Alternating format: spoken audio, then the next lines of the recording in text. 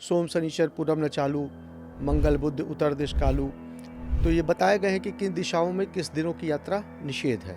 सूर्योदय से लेकर सूर्यास्त तक के समय को 8 भागों में डिवाइड किया जाता है। उन 8 भागों को प्रत्येक दिन के अनुसार एक अलग सिस्टम में बना करके एक राहु काल, वो अब नेट पे उपलब्ध हो जाता है। आज का राहु काल कितने से कितने बजे, आप देख भी सकते हैं उसे।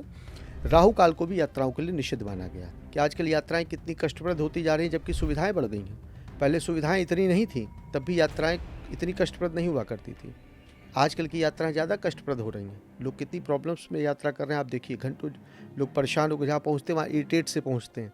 लोग लौट के ऑफिस से घर आते हैं तो इरिटेट होके आते हैं जी।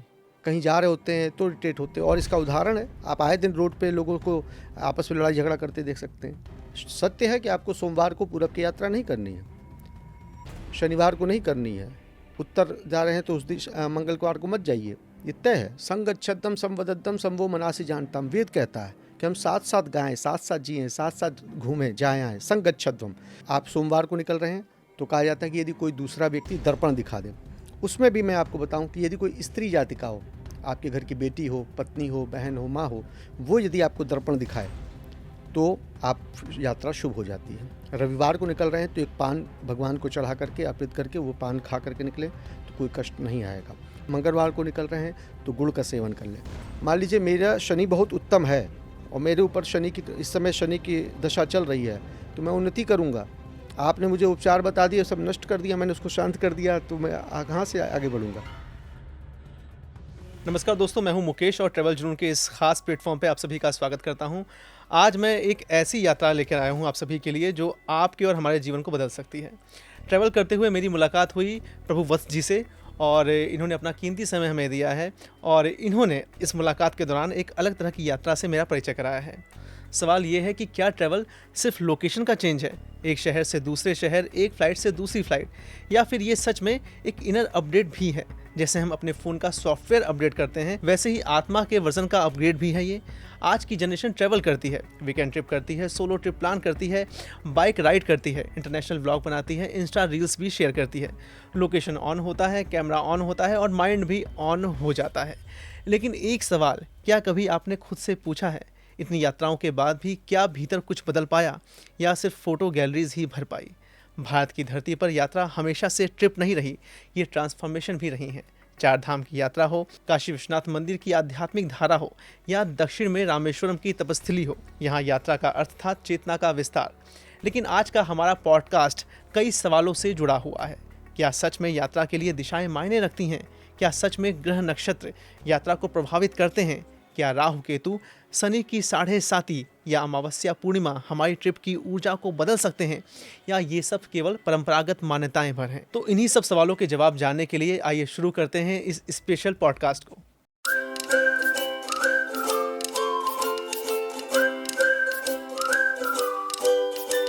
तो प्रभु बस जी, बहुत बहुत स्वागत है आपका ट्रैवल जुनून के इस खास प्लेटफॉर्म पर। धन्यवाद, हरिओम।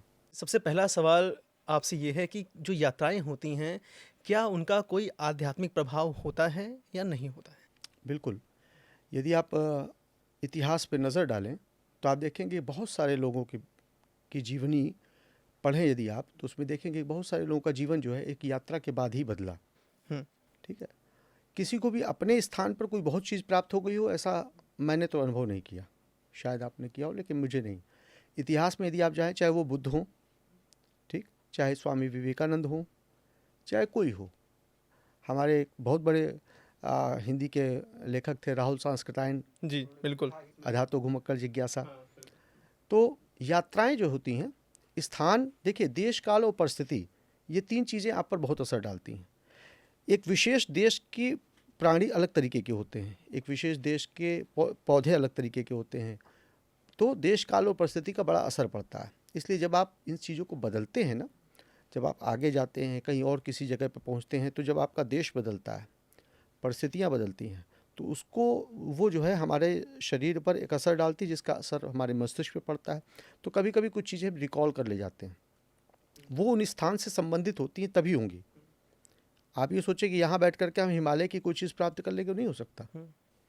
तो यात्राएं जो होती हैं वो बहुत असर डालती हैं। तो इन यात्राओं के लिए क्या कोई ख़ास तैयारी करनी होती है? बिल्कुल, जैसे आप नॉर्मल यात्रा करते हैं, आपका चैनल है ट्रैवल जुनून, आप तो इसमें बताते रहते होंगे लोगों को, भाई कहीं की यात्रा कर रहे हैं तो कैसे यात्रा करें, क्या चीज़ें तैयार करके जाएँ, जहाँ आप जा रहे हैं वहाँ का मौसम कैसा होगा, है ना? ये सब आप शायद जानकारी देते हो, मैंने जहाँ तक मुझे अंदाज़ा है। इसी प्रकार से हम लोग भी जो हमारे क्लोज़ होते हैं, जो हमसे जुड़ते हैं और जो आध्यात्मिक यात्रा के इच्छुक होते हैं, उनको हम एक बेसिक तैयारी करवाते हैं। तैयारियाँ 2 तरीके की होती हैं, क्योंकि जुड़ाव 2 तरीके का होता है। एक होता है जो हमसे बहुत क्लोज़ हैं, तो उनकी तैयारियाँ हम करते हैं। जैसे हमारे बच्चे यात्रा करने जा रहे हैं या हमारे हस्बैंड जा रहे हैं, हमारी पत्नी जा रही हैं, तो हम भी बैग पैक कर देते हैं। कोई ज़रूरी नहीं कि वही करें, ठीक है? और यदि वो उतने क्लोज़ नहीं हैं, मित्र हैं, दूर के हैं, तो हम फ़ोन करके बताते हैं, यार ये रख लेना, ऐसे-ऐसे कर लेना, अभी ये रख लिया कि नहीं रख लिया, तुमने अपना ये रखा कि नहीं रखा, बताते हैं। इसी प्रकार से हम लोग भी करते हैं, या तो गाइड करते हैं या खुद कर देते हैं। जी, जी। आज सुबह मेरी आपसे बात हो रही थी, आपने ज़िक्र किया सूक्ष्म शरीर की यात्रा के बारे में। तो ये सूक्ष्म शरीर की यात्रा क्या है और क्या इसे कोई भी कर सकता है? देखिए, हर यात्रा कोई भी तो नहीं कर सकता। अब आपसे मैं कहूँ कि आप एवरेस्ट की यात्रा कर लीजिए, आप कर पाएँगे? नहीं कर पाएँगे, आपने उसकी प्रॉपर ट्रेनिंग नहीं ली है, ठीक है ना? तो इसी प्रकार की सारी यात्राएँ सभी लोग कर लें, ऐसा संभव नहीं है। सूक्ष्म यात्रा, जैसे आपने कहा सुबह आपने बात की, तो शायद आपने कुछ अनुभव भी किया होगा। आपने देखा कि सूक्ष्म यात्रा होती क्या है ना? तो ये अनुभव आपके जो आपने अनुभव किया होगा, आप उसको अगर रियलाइज़ करें, तो क्या वो जो चीज़ मैं आपसे इतनी दूरी पे बैठ के कर रहा था, क्या आप वो भी आप भी कर सकते थे उधर से? हुँ। आप बता सकते थे कि मैं कहाँ हूँ, कैसे हूँ, क्या स्थिति में हूँ? नहीं बता सकते थे। तो इसलिए वो सब लोग नहीं कर सकते वो यात्रा। सूक्ष्म यात्रा करने के लिए एक प्रॉपर ट्रेनिंग की आवश्यकता होती है, एक गुरु की आवश्यकता होती है। क्यों? क्योंकि जिस तरह की यात्रा आप करने जा रहे हैं, आपको वैसी तैयारी होनी चाहिए, चीज़ें होनी, वैसा शरीर बनाना पड़ता है। यदि आप रॉक क्लाइंबिंग करने जा रहे हैं, तो आपको पहले उसकी ट्रेनिंग लेके वैसा शरीर बनाना होता है। अगर आप समुद्र में यात्रा करने जा रहे हैं, तो वैसा शरीर बनाना होता है ना? अब एक रॉक क्लाइंबर को तैरना नहीं आता हो, तो भी कोई बड़ी बात नहीं है। लेकिन जो समुद्र की यात्रा करने जा रहा है, उसे तैरना ही ना आता हो, तो एक समस्या आ सकती है ना? तो उस तरीके से तो आपको जब यदि सूक्ष्म यात्रा करनी है, तो आपको उसकी तैयारी करनी होगी, वैसा शरीर होना चाहिए। क्यों? क्योंकि सूक्ष्म यात्रा जो है वो सूक्ष्म शरीर से ही होती है। मुझे याद है आज भी जैसे गाँव में या कोई मेरे जो रिलेशन में जो लोग हैं, वो ये देखते हैं कि अगर कोई बहन या बेटी आ रही है, तो वो इस दिन इस दिशा की यात्रा ना करे। तो किस दिशा की यात्रा करना किस काल में शुभ माना जाता है, किस काल में अशुभ माना जाता है? एक बार हमारे दर्शकों को आप इसका एक बार खाका खींच दें ताकि उनको एक मोटा-मोटा आइडिया हो जाए। अच्छा प्रश्न है, और सामयिक भी है और आवश्यक भी है। अब तो लोग कम मानते हैं इस चीज़ को, लेकिन हमारे यहाँ कुछ चीज़ें कही कहावतें हैं। सोम शनिचर पूरब न चालू, मंगल बुध उत्तर दिश कालू। तो ये बताए गए हैं कि किन दिशाओं में किस दिनों की यात्रा निषेध है। दूसरा, हमारे यहाँ एक समय माना गया है राहु काल। प्रतिदिन वो नए नए समय पर घटित होता रहता है, देश काल के अनुसार उसका समय होता है। लगभग एक सूर्य के सूर्योदय से लेकर सूर्यास्त तक के समय को 8 भागों में डिवाइड किया जाता है। उन 8 भागों को प्रत्येक दिन के अनुसार एक अलग सिस्टम में बना करके एक राहु काल, वो अब नेट पे उपलब्ध हो जाता है। आज का राहु काल कितने से कितने बजे तक आप देख भी सकते हैं उसे। राहु काल को भी यात्राओं के लिए निषिद्ध माना गया है। तो यदि आप राहु काल में यात्रा करने जा रहे हैं, तो उसके लिए कुछ सिस्टम भी हैं। क्या करें, क्या चीज़ें करके निकलें, ठीक है ना? जैसे बरसात में यात्रा अमूमन नहीं करता आदमी, लेकिन यदि आपको करना ही है, तो क्या उसके लिए क्या आप बताएंगे? आप कहेंगे छाता लेके निकलो, रेनकोट पहन लो बेटा, है ना? उसी प्रकार से सत्य है कि आपको सोमवार को पूरब की यात्रा नहीं करनी है, शनिवार को नहीं करनी है, उत्तर जा रहे हैं तो उस मंगलवार को मत जाइए, ये तय है। लेकिन यदि आप कहें जाना ही पड़ेगा, आज के समय के अनुसार यदि हम देखें, तो कोई मानेगा ही नहीं। फिर बात आ जाती है रोज़मर्रा के जीवन की। अब जिसको ऑफिस जाना है, सीधी सी बात है, उसका ऑफिस एक ही दिशा में होगा, घर से एक ही दिशा में पड़ता होगा, उसको रोज़ जाना है। अब वो कहे जी यार, अब वो मंगलवार को कहे ऑफिस पे फ़ोन करके कि सर आज हम नहीं आएंगे क्योंकि आज इधर को उत्तर दिशा पड़ती है, ठीक है? तो ये उपयुक्त नहीं है। तो क्या करें, इसके लिए क्या तैयारी हैं? तो वो कुछ चीज़ें निर्धारित हैं, ये काम कर लिए जाएँ, इस तरीके से कर लिए जाएँ। जैसे आप सोमवार को निकल रहे हैं, तो कहा जाता है कि यदि कोई दूसरा व्यक्ति दर्पण दिखा दे, उसमें भी मैं आपको बताऊं कि यदि कोई स्त्री जाति का हो, आपके घर की बेटी हो, पत्नी हो, बहन हो, माँ हो, वो यदि आपको दर्पण दिखाए, तो आप यात्रा शुभ हो जाती है। रविवार को निकल रहे हैं, तो एक पान भगवान को चढ़ा करके अर्पित करके वो पान खा करके निकलें, तो कोई कष्ट नहीं आएगा। मंगलवार को निकल रहे हैं, तो गुड़ का सेवन कर लें। बुधवार को जा रहे हैं, तो धनिया खा कर निकलें। लेकिन कहीं भी जा रहे हैं दिशा के हिसाब उस दिशा में जब जा रहे हैं, तो वो ज़्यादा किस दिशा में, जैसे सोमवार को किस दिशा में? जैसे मैंने बताया ना, सोम शनिचर पूरब न चालू, पूरब की तरफ नहीं जाना, मंगल बुध उत्तर दिश कालू, बेफे दक्षिण करे पे आना, ताको समझो फिर नहीं आना। बृहस्पतिवार को दक्षिण दिशा में जा रहा है तो वो क्या करे, थोड़ा सा जीरा खा ले, अगर वैसे देखो दक्षिण दिशा में जा रहा है तो जीरा खा ले। हाँ हाँ। और फिर दही खा ले। शुक्रवार को दही और गुड़ का सेवन करके जाए, दही चीनी खा के जाए। शनिवार को अदरक थोड़ा सा ले ले। तो ये 7 दिन के हिसाब से मैंने आपको बता दिया, ठीक है। अब इसी में क्या है, ये हो गई जो हमारी एक स्थूल व्यवस्था। इसी पर सूक्ष्म यदि आएँ तो उसका एक हमने अलग सिस्टम बनाया हुआ है। जैसे यदि आप सोमवार की यात्रा करने जा रहे हैं और आपको जाना ज़रूरी है, लेकिन तो सोमवार बेसिकली सोमवार पूरब में यदि आप यात्रा कर रहे हैं तो नुकसान हो सकते हैं, तो इसके कैसे बचा जाए, क्या है? तो सोमवार को यदि हम सोम तत्वों की को सोम की होरा को छोड़ दें तो भी उस यात्रा को हम सफल कर सकते हैं। वो सूक्ष्म गणित है ज्योतिष का, कम लोग जानते हैं इसको। प्रत्येक दिन में सारे दिन होते हैं, ये लोग नहीं जानते। जैसे सोमवार है तो सोमवार के दिन सारे दिन होते हैं। सोमवार को मंगल भी है, बुध भी है, तो हमने डिवाइड कर दिया ना कि आज सोमवार है। जी जी। वैसे मैंने क्या फेस किया है दोस्तों, मैंने ये देखा है कि गांव देहात में लोग कपड़ा रखवाते हैं कहीं पे, उसको प्रस्थान बोलते हैं। उसकी प्रक्रिया क्या होती है वो बताएं। प्रस्थान का अर्थ होता है संकल्प, भाव। वो मैंने आप जो अभी शरीर की बात हो रही थी कि सूक्ष्म शरीर होता है, ऐसे एक भाव शरीर होता है। हम भाव से भी तो कहीं जाते हैं, है ना। लोग कहते नहीं भाई ये कहाँ है ध्यान तुम्हारा, अरे हम घर की सोच रहे थे, वहाँ पहुँच गए थे। या यदि अभी आप ध्यान करें, आप कहीं दर्शन करके आए और आप आँख बंद करके ध्यान करें तो आप वहाँ पहुँच जाते हैं, आप दर्शन कर लेते हैं, आपको रिकॉल हो जाता है चीज़ें। तो वो भाव का है कि हमने अपना सामान आज निकाल करके वहाँ रख दिया, तो हमारा भाव से हमने अपने भाव शरीर को आज ही निकाल लिया वहाँ से। तो एक यात्रा आज से हमारी प्रारंभ मानी जाएगी।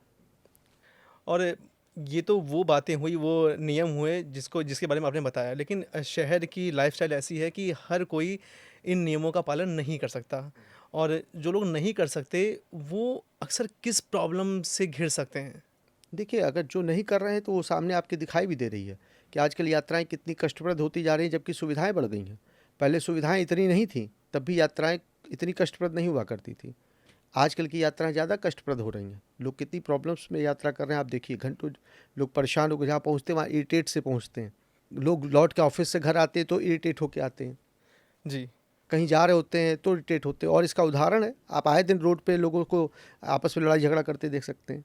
लोग घूम रहे हैं तब भी खुश नहीं है, तो इसका क्या मतलब है? क्या प्रातःकाल और सायंकाल की यात्रा में भी कोई अंतर होता है? क्यों नहीं?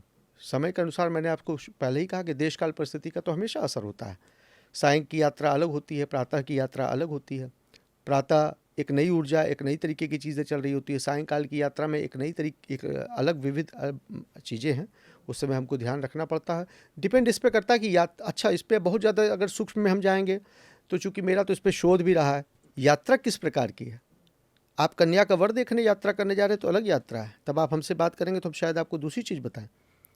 आप किसी परीक्षा के लिए जा रहे हैं तो हम दूसरी चीज़ बताएंगे।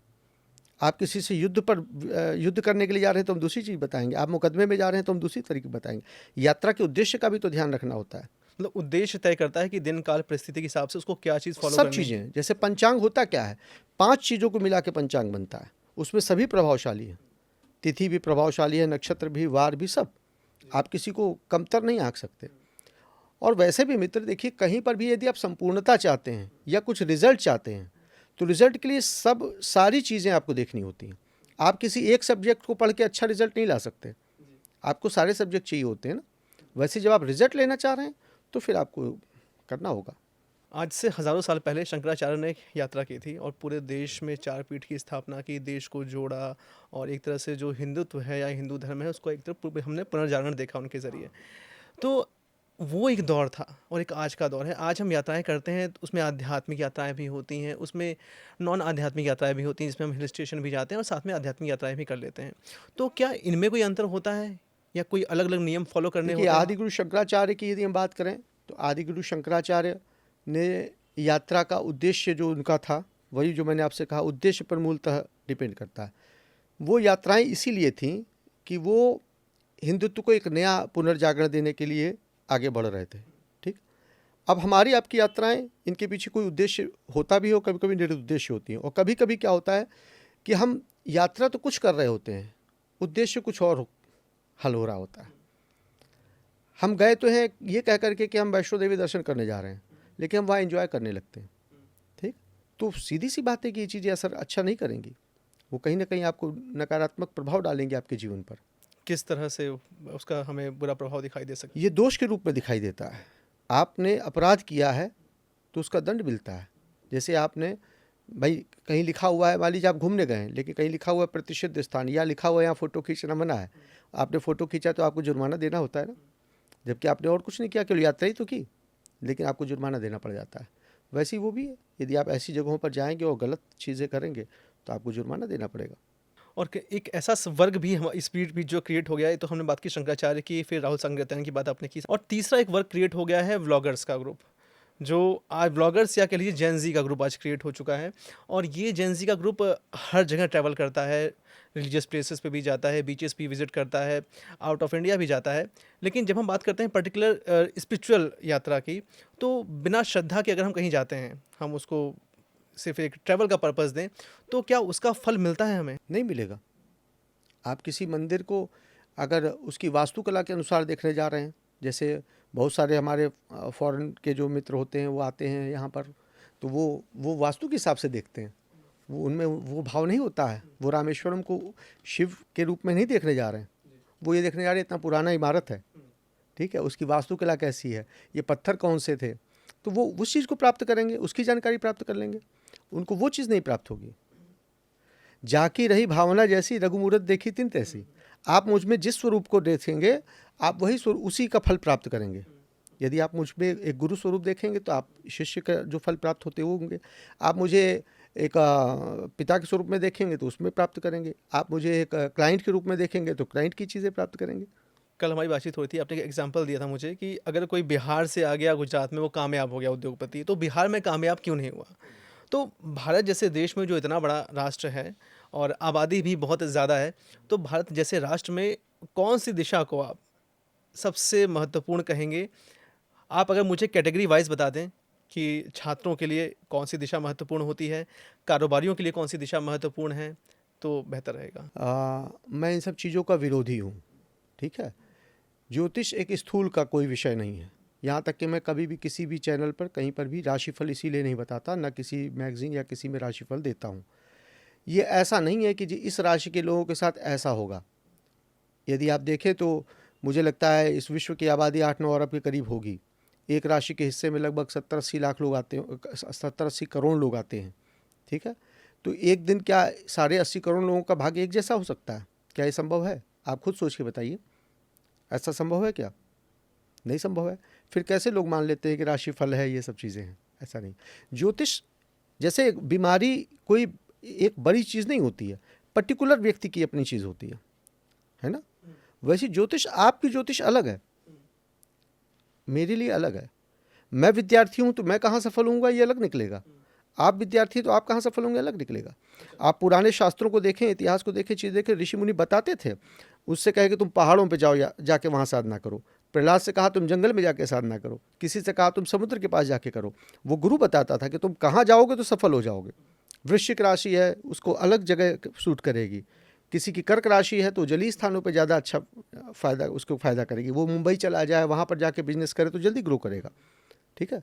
लेकिन केवल राशि के आधार पर नहीं, बाकी चीज़ें भी देखनी पड़ती है। राशि तो कर्क है, लेकिन पता चल रहा है कि उसके आय भाव में जो है वो केतु विराजमान है, राहु विराजमान है, तो वो जो भी बिजनेस करेगा उसमें सफल नहीं होगा। एक सवाल और है। हम देखते हैं जो स्पिरिचुअल जर्नीज़ होती हैं इंडिया में, लोग ग्रुप में करते हैं। जैसे अमरनाथ यात्रा है तो लोग ग्रुप में करते हैं, कई लोग एकाकी यात्राएं भी करते हैं। तो किस स्थिति, मतलब किस स्थिति को सर्वोत्तम माना जाए? संगच्छद्धम संवदद्धम संवो मनासि जानतम। वेद कहता है कि हम साथ साथ गाएं, साथ साथ जिएं, साथ साथ घूमें, जाएं आएँ। संगच्छद्धम, ऋषियों की भी एक टोली होती है, तो सामूहिक यात्राएं ज़्यादा फायदेमंद होती हैं। कभी आप हमारे साथ यात्रा करें तो आपको आनंद आएगा। हम एक स्पिरिचुअल यात्राएं ऑर्गेनाइज करवाते हैं, तो उसमें आप करें तो आपको दिखे, पता चलेगा। क्यों? क्योंकि सामूहिक ऊर्जा हमेशा से बलवान रही है। अभी हम आप यहाँ पर मैं अकेले ओम बोलूँ और यहाँ पे बैठे हुए सभी लोग ओम बोलें, सभी जितने भी लोग बैठे सब लोग एक साथ ओम बोलें, तो उस ओम का प्रभाव अलग होगा। और हम अकेले ओम बोलें तो उसका प्रभाव अलग होगा कि नहीं होगा? या सब लोग जो आजकल कल्चर चला हुआ है आदिवासियों की तरह चिल्लाने का, वो करने का, वो सब एक साथ चिल्लाते हैं तो कैसा लगता है? अजीब सा लगता है, ठीक है। वही एक व्यक्ति चिल्लाए तो शायद कम लगेगा। जो इस तरीके की आध्यात्मिक यात्राएं होती हैं, यदि इनको आप सामूहिक रूप में करें तो बिल्कुल हुआ। हाँ, अब बात आती है एकांत यात्रा की। साधनाएं 2 प्रकार की होती हैं, सामूहिक साधना भी होती है, एकांत साधना भी होती है। लेकिन शुरुआत में सामूहिक ही श्रेष्ठ है। एकांत तब है जब आप बहुत उस चीज़ की, उस फील्ड के माहिर हो जाएं। क्या शनि की साढ़े साती और ढैया के वक्त यात्राएं करनी चाहिए? वो मैंने बताया ना, देखिए ज्योतिष में जो भी आप मुझसे पूछेंगे, ज्योतिष में पर्टिकुलर आंसर होता है। मैं ज्योतिष में इस तरीके के लोगों को मिसगाइड नहीं करना चाहता जिस तरीके के आजकल लोग कर रहे हैं। ये कर लीजिए, वो कर लीजिए, इस राशि के लोग ये कर लें, वो कर लें, शनि की साढ़े साती में ये जला, कोई ज़रूरी नहीं है। हो सकता है वो बड़ी लाभकारी हो, आप उसे नष्ट कर रहे हो। यदि हमारे भाई मान लीजिए मेरा शनि बहुत उत्तम है और मेरे ऊपर शनि की इस समय शनि की दशा चल रही है, तो मैं उन्नति करूँगा। आपने मुझे उपचार बता दिए, सब नष्ट कर दिया, मैंने उसको शांत कर दिया, तो मैं कहाँ से आगे बढ़ूँगा? चार धाम की बात होती है, जब कोई चार धाम की यात्रा कर रहा है तो क्या वहाँ भी दिशा का महत्व होता है? दिशा ध्यान में रखनी चाहिए इंसान को? नहीं, दिशाएं तो ध्यान में रखनी ही चाहिए हमेशा भाई। धाम तो अपनी जगह स्थिर हैं। हम निर्धारित करते हैं ना कि हम किस दिन किस धाम के लिए निकलेंगे, तो वो आप तय कर सकते हैं कि ये धाम हमारे से इस दिशा में है, तो कब उधर की ओर प्रस्थान करें। कुछ यात्राएं ऐसी होती हैं जिनको हम शरीर के द्वारा नहीं करते। यात्राएं दो तरीके की होती हैं, एक बाहर की यात्रा है जो आप कर रहे हैं, एक अंदर की भी यात्रा होती है, हमारे अंदर के शरीर की अंतर्मन यात्रा, आध्यात्मिक यात्रा, सूक्ष्म यात्रा, इसे आप कुछ भी कहें, एस्ट्रो ट्रेवल्स ये लोग कहते हैं आजकल।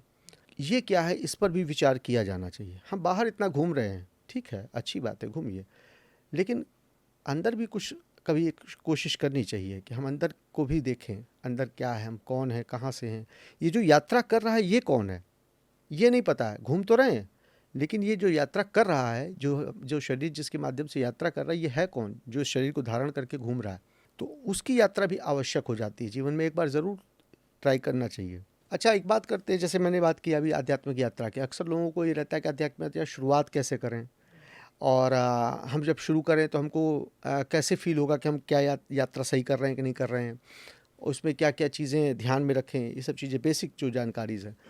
तो बेसिक जानकारी के लिए अगर आप ध्यान देना चाहें तो देखिए, आध्यात्मिक यात्रा की सबसे पहली जो शुरुआत होती है कि दो तरीके से होती है। आप अच्छा, जैसे आप ट्रैवल जुनून, तो कहीं यात्रा कोई कैसे करता है, आप बताइए, मेरे क्वेश्चन है आपसे। नहीं, जैसे हम लोग यात्राएं करते हैं तो हम लोग अपनी प्लानिंग, क्यों करते हैं? मतलब मैं तो अपने मकसद के लिए करता हूँ, व्लॉगिंग के लिए करता हूँ। नहीं कर रहे हैं, एक उद्देश्य है। अच्छा, यात्रा जहाँ तक मैं आपको एकदम सरल शब्दों में बता दूं, अन्यथा मैं आपसे पूछता रहूँगा, आप बताते रहेंगे ऑप्शन पे ऑप्शन। यात्रा जो मैंने जहाँ तक समझा है वो छोटे से कारणों से होती है। एक कारण ये है कि मेरे मन में आता है कि हम कहीं जाएं। भाई तुमने यात्रा की, अब मैं तुमसे कहूँ तुमने यहीं की यात्रा क्यों की, ये तो तुम्हारे मन में आया ना कि यहाँ चला जाऊँ, क्यों आया? मतलब मुझे या तो वो जगह मेरे टाइम के हिसाब से फिट बैठती है, या वो ट्रेंडिंग में होती है। कारण कोई भी हो सकता है, लेकिन यही क्यों आया, इसके पीछे रीज़न है, ठीक है। फिर दूसरा होता है, या तो हमारे मन में आए कि हम यहाँ से हटें। यात्रा का अर्थ क्या है? यहाँ से हटना, ठीक। तो यात्रा क्यों होती है? पहला होता है कि यहाँ से हटें, एक मन में आ रहा है, अब यहाँ नहीं, चलो कहीं घूम के आते हैं। यात्रा का अर्थ यहाँ से निकल करके और हरिद्वार चले जाना ही नहीं है। इस कमरे से निकल के बाहर भी घूमने का मन होता है। कभी पढ़ रहे हो, थोड़ी देर बाद मन होता है चलो बाहर घूम के आए, थोड़ा सा चलें, चाय पी के आ जाए। ये यात्रा है आपकी, छोटी यात्रा है, लेकिन है तो। क्यों हुआ? अंदर से आवाज़ आई ना कि यहाँ से हटा जाए, थोड़ा घूम के आ जाए, ठीक। दूसरा होता है हमें बाहर से पुकारा जाए, हम यहाँ बैठे हुए हैं, कोई फ़ोन आ जाए, अरे यहाँ आ जाओ। जैसे मैं कहीं था, आपने फ़ोन किया, गुड़िया यहाँ पे समय दीजिए, हम चले आए। तो एक यात्रा हमारी क्यों हुई? तुम्हारे बुलाने पर हुई। तुम ना बुलाते तो हम ना आते, यहाँ तो ना आते ना, यहाँ नहीं आते आप, ठीक है ना। तो ये दूसरी कॉल हुई, ठीक है। तो दो कारण तो तुमको सीधे सीधे समझ में आ गए। तीसरा होता है प्रेरित यात्रा। हमने तुम्हें प्रेरित कर दिया या तुमने हमें प्रेरित किया, गुरु जी आपकी बात से बड़ा अच्छा लगा, और हमारा एक छोटा सा फार्म हाउस है फलानी जगह पे, वहाँ बड़ी शांति रहती है, आप साधना वाधना करते हैं तो आप चले जाइए, आपको अच्छा लगेगा, और वहाँ बढ़िया नदी बह रही है और पहाड़ है, ये वो है। आपने प्रेरणा दे दी, मेरे मन में आ गया, मैं चला गया। 3 तरीके की यात्राएँ होती हैं बस, बाकी सब उसी में आ जाता है जो आप सब कर रहे हैं, ब्लॉगिंग कर रहे हैं या कुछ करें, ये तीनों इसी यात्रा में आ जाते हैं, ठीक। तो इसी प्रकार आध्यात्मिक यात्रा में भी ये 3 कारण होते हैं।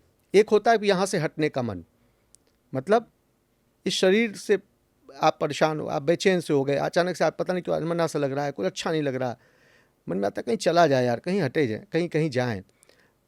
तो एक यह यात्रा हो। एक हो गई पुकार, कभी कभी कुछ ऐसा लगता है कोई हमें बुला रहा है, कहीं से कोई आवाज़ आ रही है, कभी ऐसा लगता है कभी कोई बुला रहा है, कहीं जाने का मन करता है।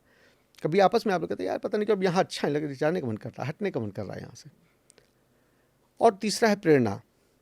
किसी आप अच्छे गुरु से मिले, आपने कहा मुझे सफलता नहीं मिल रही, मुझे परेशानी में हूँ मैं, या मेरी मानसिक स्थिति इस तरीके की है, और उसने आपको रीड किया, आपकी चीज़ों को रीड किया और उसने आपको सेलेक्ट करके बताया भाई आप फलानी जगह की यात्रा कराओ, ठीक हो जाएगा सब।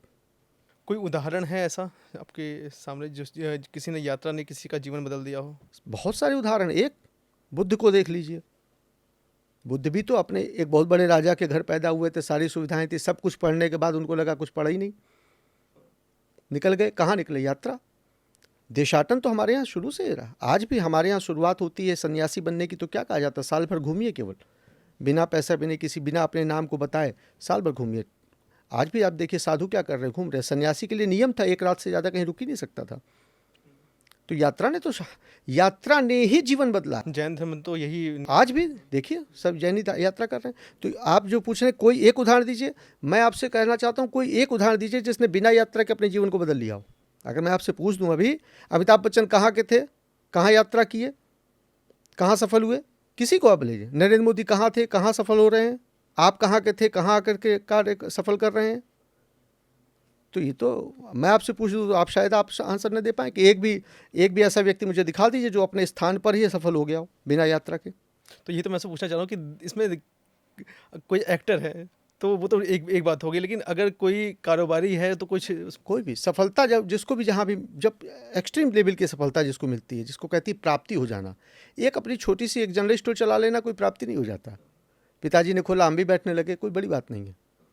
लेकिन यदि आप कहें कि वो एक लोटा लेकर के आया और बिरला बन गया, तो वो अपने घर छोड़ के आया होगा।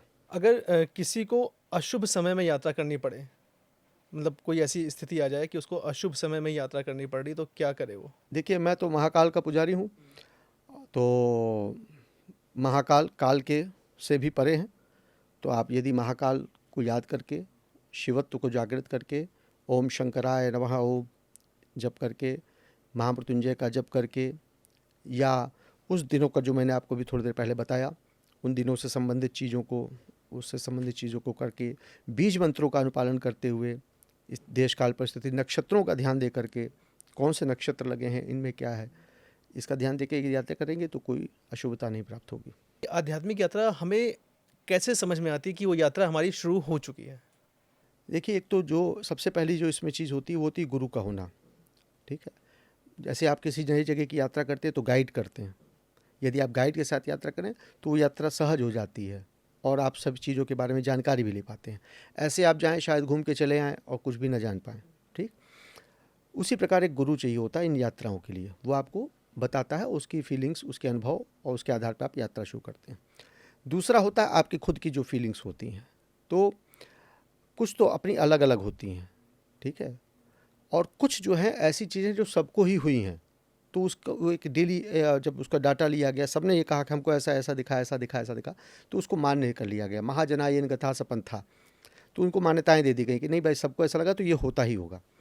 तो जो मुझे जानकारी में है, जो मैंने चीज़ें समझी हैं, वो हमारे साथ कुछ लोग हैं यहाँ पर, यहाँ बैठे हुए हैं जो लोग हैं, इन लोगों ने भी हमारे साथ ये यात्रा करके देखा है।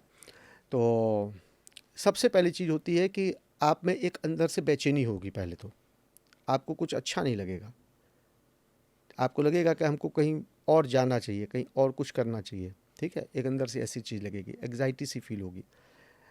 फिर उसके बाद जब आपकी प्रकृति के प्रति स्वतः प्रेम जागृत हो जाएगा, आपको प्राकृतिक जगहों पे अच्छा लगने लगेगा, आपको नदी के किनारे बैठना अच्छा लगने लगेगा, आपको उगते हुए सूरज को देखना अच्छा लगने लगेगा, आपको शोर शराबे से थोड़ा अरुचि हो जाएगी, आप एकांत में अच्छा महसूस करने लगेंगे, या कहीं प्रवचन, सत्संग या मंदिर में जाना आपको अच्छा लगने लगेगा। तो आप समझ लीजिए कि आपको आध्यात्मिक यात्रा की आवश्यकता हो रही है। ठीक, अब होता है कि चीज़ें क्या होती हैं।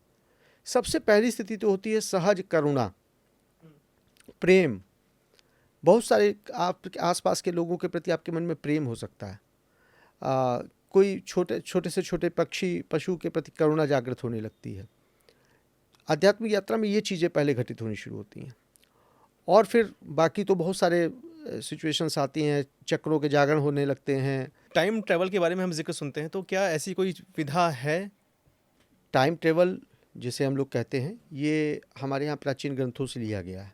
आपने कई बार देखा होगा, रेवती की कहानी है, बलराम रेवती की, कि रेवती के पिता उसको लेके गए कि भाई इसके योग्य वर नहीं दिख रहा था, तो उसको लेकर के ब्रह्मलोक गए। लौट के आए, वो सतयुग की थी, तब तक यहाँ द्वापर चलने लगा। तो उसके योग्य वर यहाँ पे लेके आए तो पता चला कि रेवती हजारों वर्ष की थी उस समय वो उसकी आयु। हमारे यहाँ ये काउंटिंग में बताया गया है, ब्रह्मा का 1 वर्ष इतना होता है, 1 दिन इतना होता है, जो है भोलेनाथ का 1 दिन इतना होता है। ये सब टाइम ट्रेवलिंग ही है। तो इस पर देखिए, एक लंदन के बहुत बड़े वैज्ञानिक थे, उनके ऊपर उनका एक रिसर्च मैंने पढ़ा था उसमें कि वो एक बार ऐसी यात्रा करते करते करते अचानक से अंतर्मन की यात्रा कर रहे थे, और अचानक से कुछ दिनों के लिए एकदम अजीब सा उनका शरीर ख़त्म हो गया। लोगों को लगा उनकी मृत्यु हो गई। उनके ये रिकॉर्ड में है, मुझे नाम वाम नहीं याद है, मैं दे दूंगा डिटेल आपको। उनको लेके गए और उनको जो है एडमिट कराया गया। डॉक्टरों ने सारे उनके परीक्षण किए, उन्होंने कहा नहीं ये मरे नहीं हैं, कोमा में चले गए। काफ़ी दिन बाद, शायद 10-12-15 दिन बाद वो कोमा से वापस आए और उन्होंने कुछ अपने अनुभव बताए। तो उस अनुभव में उन्होंने कुछ ऐसी बातें बताई जो टाइम ट्रेवल से संबंधित थी। ठीक है, और भी हमारे यहाँ कई उदाहरण हैं इस चीज़ों को लेकर के। तो टाइम ट्रेवल करना कोई बहुत बड़ी बात नहीं है, और कभी कभी हम लोगों को भी ऐसे अनुभव होते हैं, कभी कभी आपके बच्चों को होते होंगे, कभी आपको भी बचपने में हुए होंगे, जब हमारा मन उतना वो नहीं रहता। कभी आपने देखा होगा कि कुछ घटनाएं ऐसी होती, लगता है ये पहले हो चुकी हैं, और वैसे ही होता है। आप कॉलेज में बैठे हुए हैं, आप आते हैं, लेट आते हैं, टीचर आपको ऐसे बोलता है, फिर उसके बाद एक लड़का ऐसे बोलता है, फिर टीचर अंदर बुला लेता है, और फिर आप बैठते हैं, वही चीज़ पढ़ाई जाती है, जो चीज़ आपको लगता है सब पहले हो चुका है, वैसे ही हो रहा होता है। तो टाइम ट्रेवलिंग का एक पार्ट है। ठीक है, और एक चीज़ और बताएं, जब आप आध्यात्मिक यात्रा करने लगते हैं तो स्वप्नों के माध्यम से भी चीज़ें आपको प्राप्त होने लगती हैं, न केवल अपने लिए, दूसरों के लिए भी।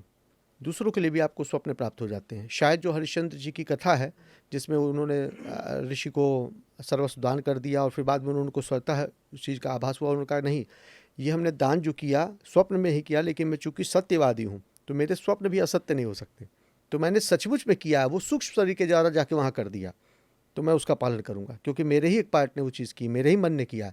तो दान तो मन से होता है ना, शरीर से थोड़ी दान होता है। मेरे मन में आया, मैंने दान कर दिया तो कर दिया, मैं वहाँ जाके लिखा पढ़ी बाद में करूँगा, वो एक अलग बात है। तो वो चीज़ हरिश्चंद्र ने उसका पालन किया। मैं इसीलिए लोगों को, मैं कहानियों को, मैं साइंटिफिकली चीज़ों को समझाने का प्रयास करता हूँ लोगों को। आप साइंटिफिकली बात कर रहे हैं, तो ये समझाइए कि अगर कोई नास्तिक आदमी है और वो मंदिर जाता है, या आस्तिक आदमी है वो मंदिर जाता है, तो मंदिर जाने से भी क्या जीवन में कोई परिवर्तन आता है, सिर्फ जाने भर से? हाँ, मैंने जैसे पहले आपसे कहा कि स्थान का बड़ा महत्व होता है। जिस स्थान पर आप जा रहे हैं वहाँ की अपनी एक ऊर्जा होगी। ऊर्जा का ऊर्जा पर प्रभाव नहीं पड़ेगा क्या? इलेक्ट्रोमैग्नेटिक फील्ड आप पर असर नहीं डालती हैं क्या? क्या ये जो वेव्स हैं मोबाइल की और जो रडार की, ये क्या हम पर असर नहीं डाल रही हैं? डाल रही है ना। वैसे वहाँ के जो घंट घड़ियाल का एक नाद है, जो वहाँ आने वाले लोगों का एक ऊर्जा है। कहीं पर आप जाते हैं तो वहाँ एक भाव बनता है ना। जब वही जो मैंने आपसे पहले कहा, सामूहिकता में असर होता है, संघे शक्ति। जब बहुत सारे लोग एक ही जगह पर खड़े होकर हरे राम कर रहे हैं, बहुत सारे लोग वहाँ पर केवल ओम ओम करते ही आ रहे हैं, बहुत सारे लोग आकर के वहाँ पर केवल भाव में हैं कि पूजा पाठ के भक्ति भाव से ही आ रहे हैं, तो वहाँ का ऊर्जा बदल जाती है, वहाँ वैसी वाइब्रेशंस पैदा हो जाती हैं, वो वाइब्रेशन आप पर असर डालती हैं।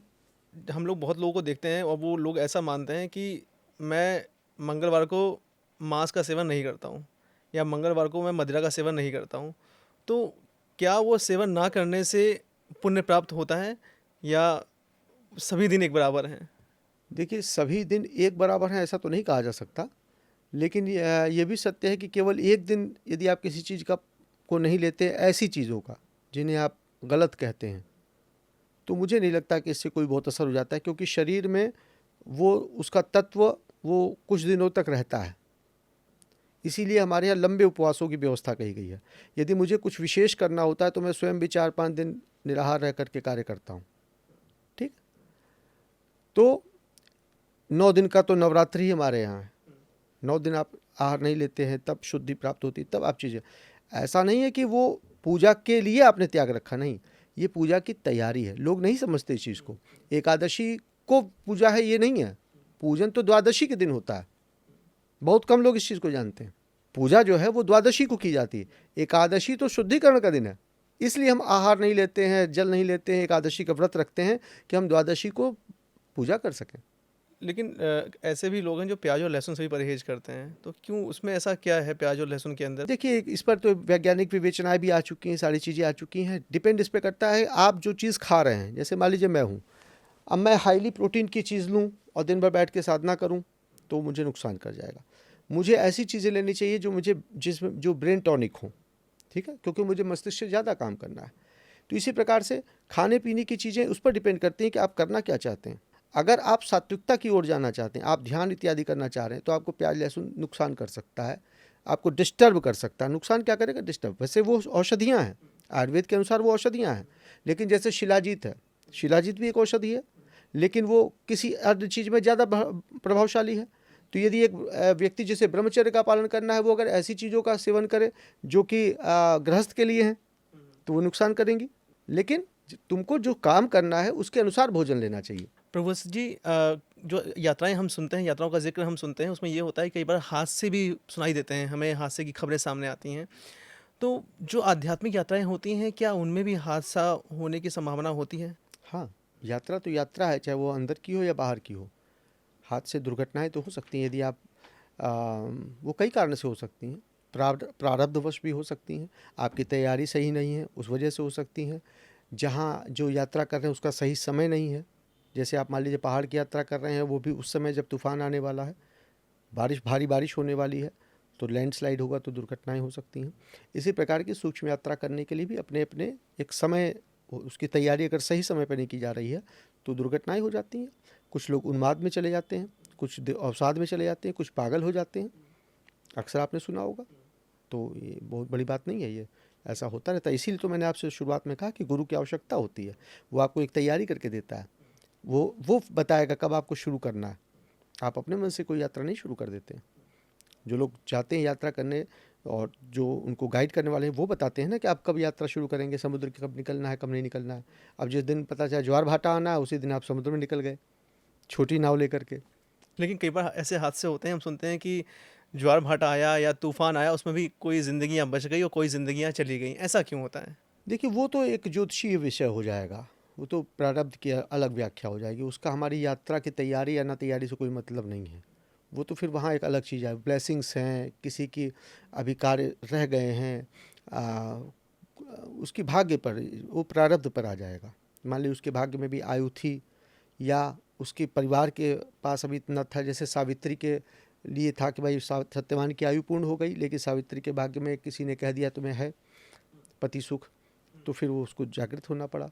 लेकिन हम एक बात तो हम ये कहते हैं कि हर चीज़ ईश्वर कर रहा है, और दूसरा पक्ष ये कहता है कि कर्मण्यवाधिकारस्ते मा फलेषु कदाचन। तो कर्म हमें अच्छे कर्म करने चाहिए। तो जो बुरे कर्म कर रहे हैं, क्या वो भी ईश्वर करवा रहा है? ईश्वर न तो अच्छे कर्म कराता है न बुरे कर्म कराता है, ये गलत व्याख्याएं हैं।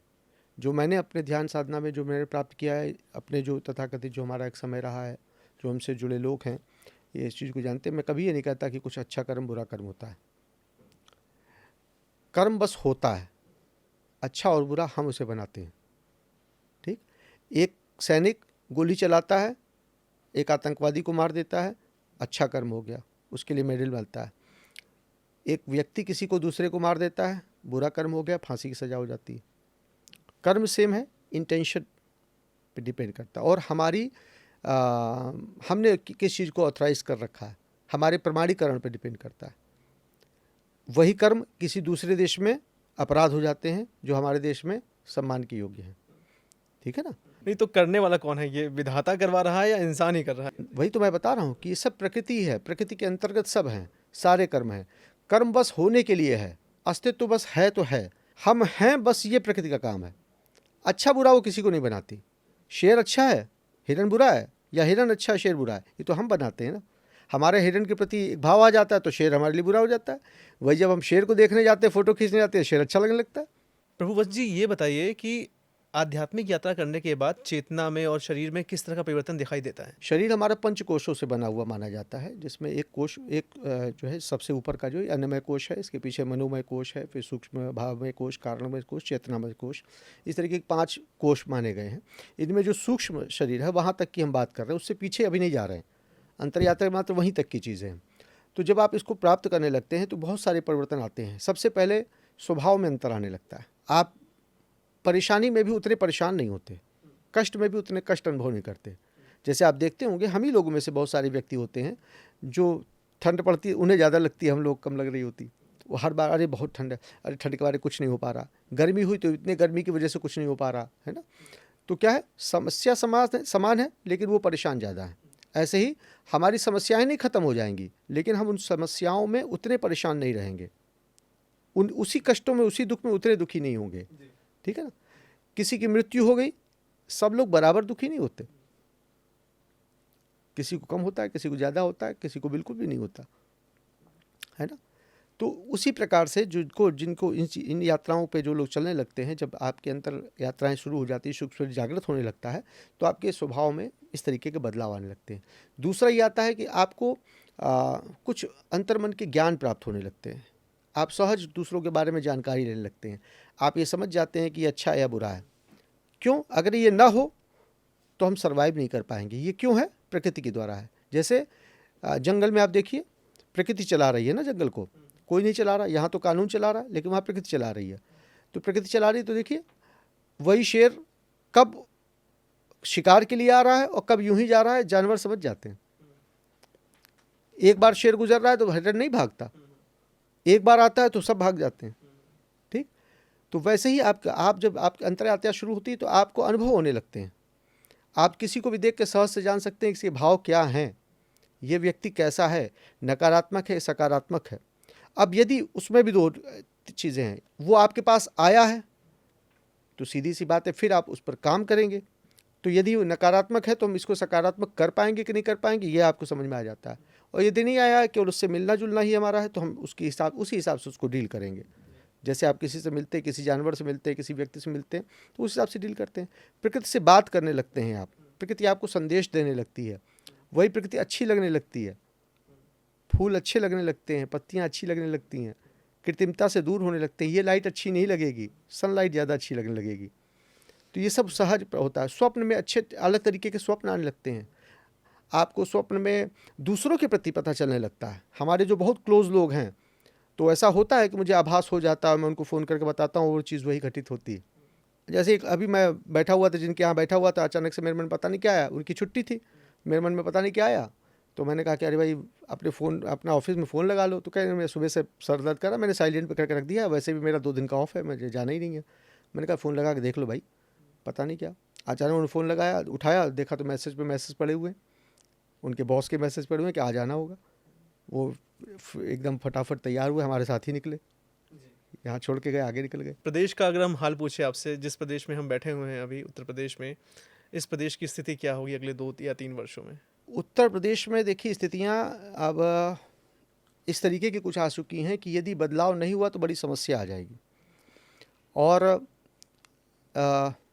एक तरीके का यहाँ पर एक मंथन सा चल रहा है, जैसे सागर मंथन हुआ था ना, उत्तर प्रदेश एक मंथन के स्वरूप में इस समय विद्यमान है। यहाँ बहुत सारी चीज़ें, एक बहुत राजनीतिक मंथन चल रहा है यहाँ पर, और इसमें डिसाइड मतलब मुश्किल हो रहा है लोगों को करना कि अब करना क्या है, कैसे क्या करनी है चीज़ें, क्योंकि डिसीजन तो लोगों को ही लेना है। ये मताधिकार का ज़माना है, जनतंत्र है, तो लोगों को डिसीजन लेना है।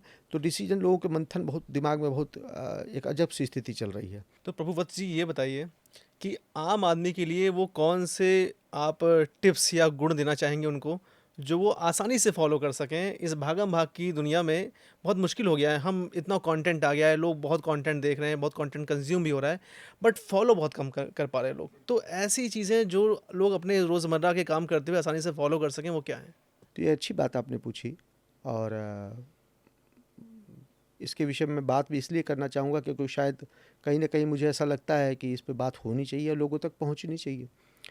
देखिए, जीवन में ये ठीक है, एक समाज है, आपको पालन करना है, चीज़ें करनी है, लेकिन सहजता बहुत ज़रूरी है।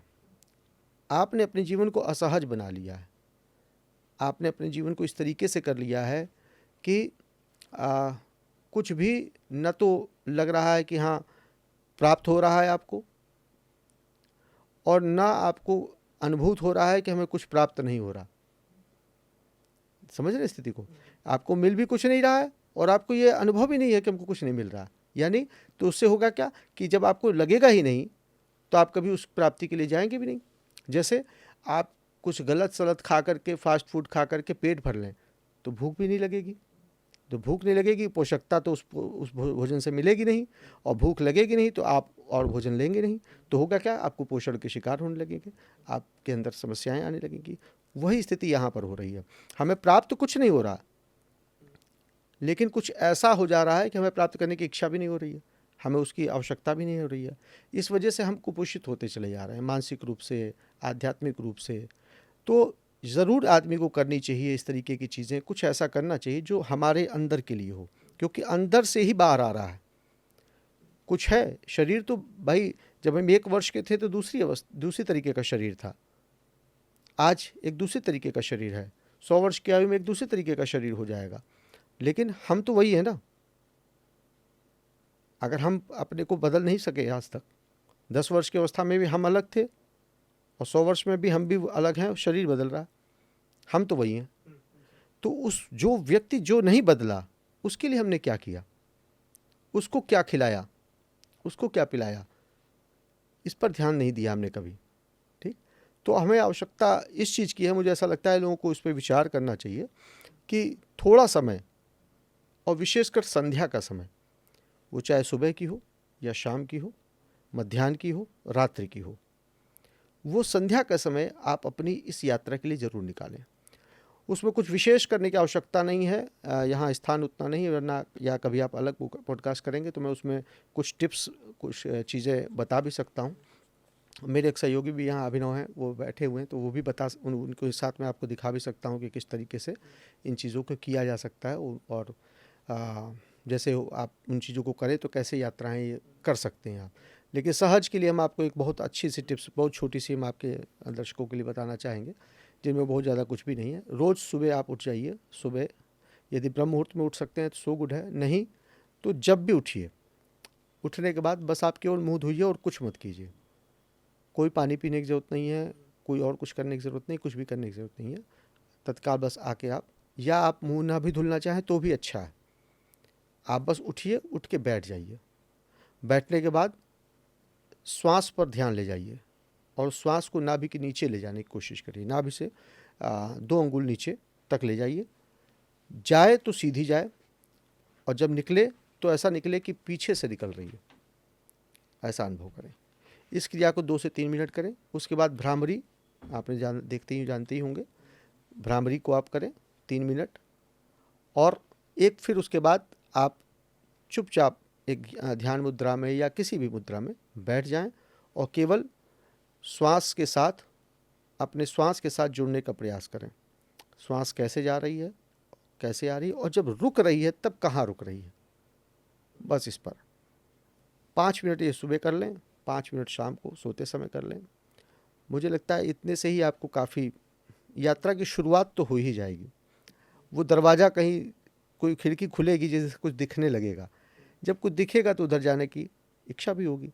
अभी कुछ दिख ही नहीं रहा, सब बंद है, तो कहाँ जाने का मन करेगा। प्रभु वत्स जी, वो दिख ये रहा है कि लोगों को नशा बहुत दिख रहा है, लोगों को वासना बहुत दिख रही है। तो इस वासना और नशा का जो एक जो चलन बहुत तेज़ी से अपना रूप दिखा रहा है, उस पर कैसे नियंत्रण पाया जाए आज के दौर में? ये आत्म यात्रा ही तो आत्मनियंत्रण की कुंजी है। जब देखिए, आनंद कहाँ है, आप आनंद के लिए नशा कर रहे हैं, परेशानियों से मुक्त होने के लिए कर रहे हैं, यही तो कारण है ना। तो आनंद है कहाँ? आनंद बाहर नहीं है, आनंद तो भीतर है। जहाँ से आपको आनंद मिलने लगेगा तो दूसरी चीज़ें छूट जाएंगी। बहुत सारे हमारे जानने वाले, हमारे फॉलोअर्स ऐसे हैं जो हमारे अच्छे शिष्यों में से, जो पहले बहुत नशा करते थे, आज नहीं करते हैं।